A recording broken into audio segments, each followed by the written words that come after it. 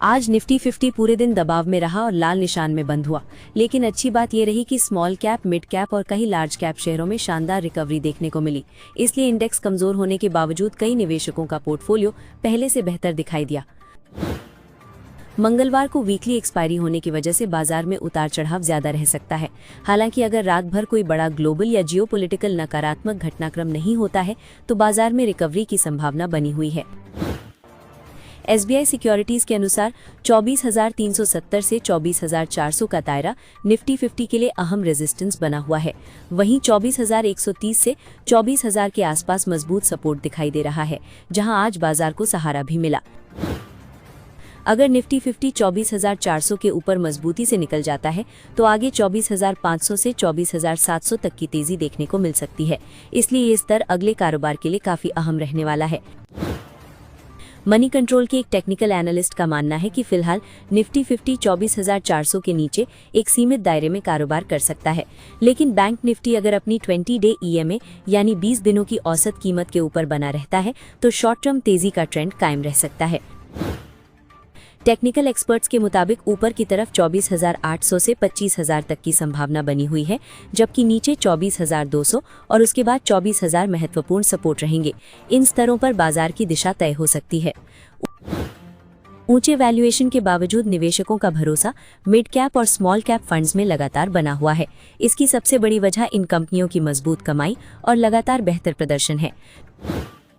पिछले कुछ महीनों में जहां बड़े इंडेक्स दबाव में रहे, वहीं मिड कैप और स्मॉल कैप इंडेक्स नए रिकॉर्ड स्तर तक पहुंचे हैं। इससे साफ है कि निवेशक अभी भी अच्छे ग्रोथ वाले शेयरों में पैसा लगाना पसंद कर रहे हैं। एक अन्य मार्केट एक्सपर्ट का कहना है कि अगर निफ्टी 50 में मजबूत ब्रेकआउट मिलता है तो इंडेक्स 24,500 से 24,775 तक की रैली दिखा सकता है, यानी बाजार में तेजी की संभावना अभी भी पूरी तरह खत्म नहीं हुई है। भारत के कोर सेक्टर की ग्रोथ जून में बढ़कर 5% रही, जबकि मई में ये 3.2% थी। कोर सेक्टर में इंफ्रास्ट्रक्चर और मैन्युफैक्चरिंग जैसे प्रमुख सेक्टर शामिल होते हैं, इसलिए ये आंकड़ा अर्थव्यवस्था के लिए सकारात्मक संकेत माना जाता है। संसद के मॉनसून सत्र में long term capital gain tax को लेकर सवाल उठाया गया, लेकिन सरकार ने साफ कर दिया कि फिलहाल घरेलू निवेशकों के लिए इक्विटी पर इस टैक्स को कम या खत्म करने का कोई प्रस्ताव नहीं है।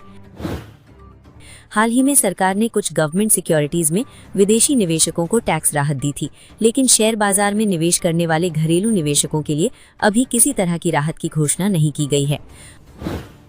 RBI के FCNRB स्वैप विंडो के तहत भारत में $17.4 बिलियन की विदेशी जमा राशि आई है।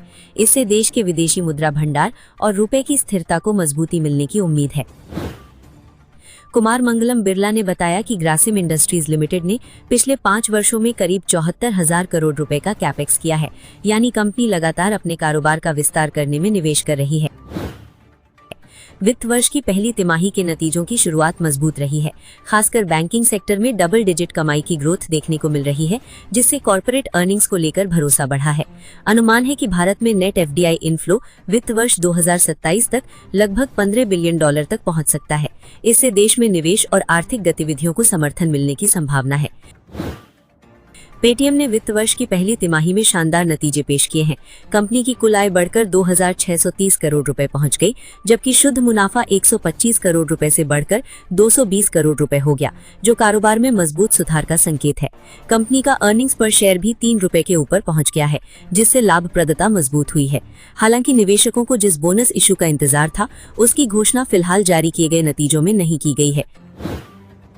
क्रूड ऑयल की कीमत लगभग $78 प्रति बैरल के आसपास स्थिर बनी हुई है। वहीं गोल्ड में ज्यादा बदलाव नहीं है, जबकि सिल्वर में करीब 1.5% की रिकवरी देखने को मिली है। भारतीय रुपए में भी फिलहाल ज्यादा उतार चढ़ाव नहीं है। करेंसी स्थिर रहने से आयात और विदेशी निवेश दोनों पर सकारात्मक असर पड़ सकता है। FIIs ने लगभग 1,121 करोड़ रुपए की बिकवाली की, जबकि DIIs ने करीब 1,312 करोड़ रुपए की खरीदारी की। इससे घरेलू निवेशकों ने बाजार को सहारा देने की कोशिश की। मंगलवार की एक्सपायरी के दिन सबसे ज्यादा नजर बैंकिंग सेक्टर पर रहेगी। खासकर HDFC बैंक की चाल पूरे बैंक निफ्टी और निफ्टी 50 की दिशा तय करने में अहम भूमिका निभा सकती है। ऑयल सेक्टर फिलहाल स्थिर दिखाई दे रहा है, लेकिन मेटल और ऑटो सेक्टर में हलचल बढ़ सकती है। इसलिए इन दोनों सेक्टरों पर निवेशकों को विशेष नजर रखनी चाहिए। निफ्टी 50 के लिए 24,000 से 24,100 का दायरा मजबूत सपोर्ट माना जा रहा है, जबकि ऊपर 24,350 और उसके बाद 24,500 अहम रेजिस्टेंस रहेंगे। अगर इंडेक्स इन रेजिस्टेंस दरों को पार कर लेता है तो बाजार में तेजी और मजबूत हो सकती है। बैंक निफ्टी के लिए 58,000 का स्तर बेहद अहम माना जा रहा है। अगर ये बना रहता है तो आगे 58,500 की तरफ बढ़त संभव है, जबकि नीचे 57,000 अब बात करते हैं उन स्टॉक्स की जिन पर कल बाजार बंद होने के बाद बड़ी अपडेट्स निकल कर आई थीं, जिनका असर आज शेयर बाजार में इनके स्टॉक्स पर देखने को मिल सकता है। इसलिए निवेशकों को इन सभी स्टॉक्स पर नजर बनाए रखनी चाहिए। JSW एनर्जी को GE पावर इंडिया के दुर्गापुर बॉयलर मैन्युफैक्चरिंग बिजनेस के डीमर्जर को शेयरधारकों और अनसिक्योर्ड क्रेडिटर्स की मंजूरी मिल गई है। इस डील से कंपनी को थर्मल पावर कारोबार में सप्लाई चेन मजबूत करने और बैकवर्ड इंटीग्रेशन का फायदा मिल सकता है। राइट्स लिमिटेड ने मेकॉन लिमिटेड के साथ समझौता किया है।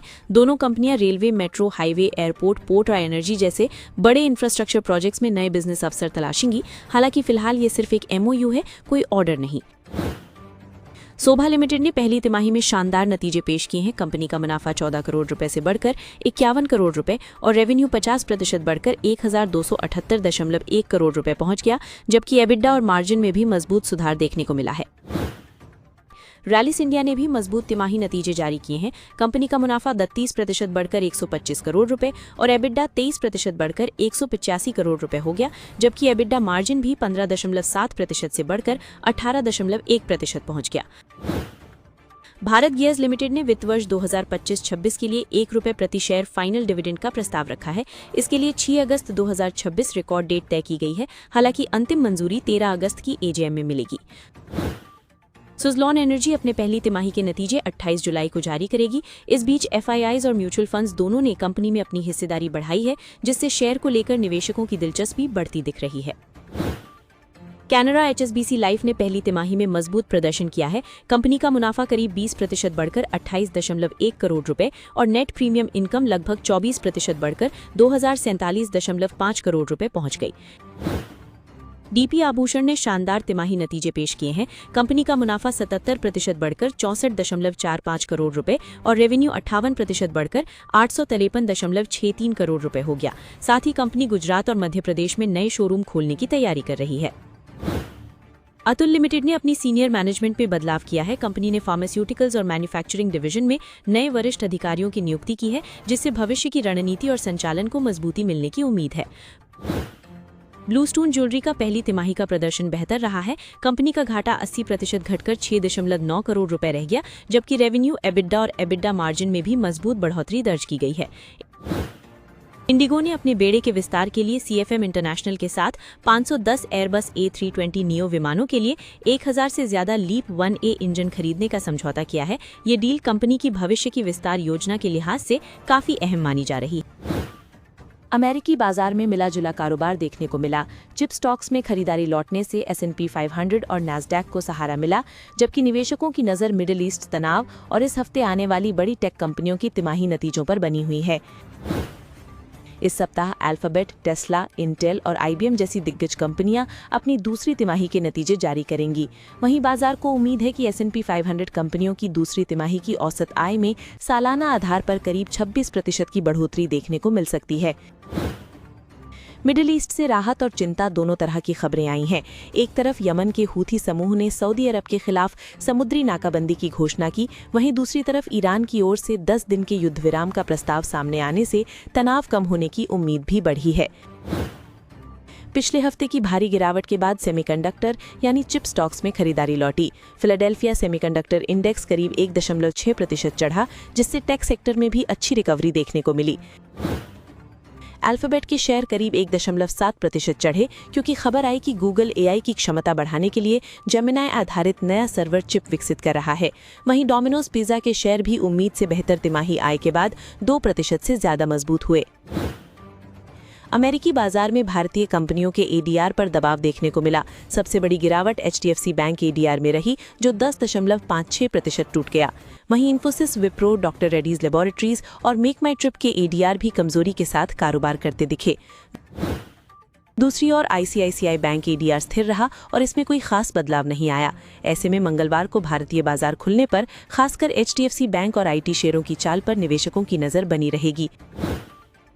गिफ्ट निफ्टी करीब 182 अंक गिरकर 24,101 के स्तर पर कारोबार करता दिखा। ये संकेत देता है कि मंगलवार को भारतीय शेयर बाजार की शुरुआत कमजोर रह सकती है। हालांकि अंतिम रुख ग्लोबल संकेतों और शुरुआती कारोबार पर निर्भर करेगा।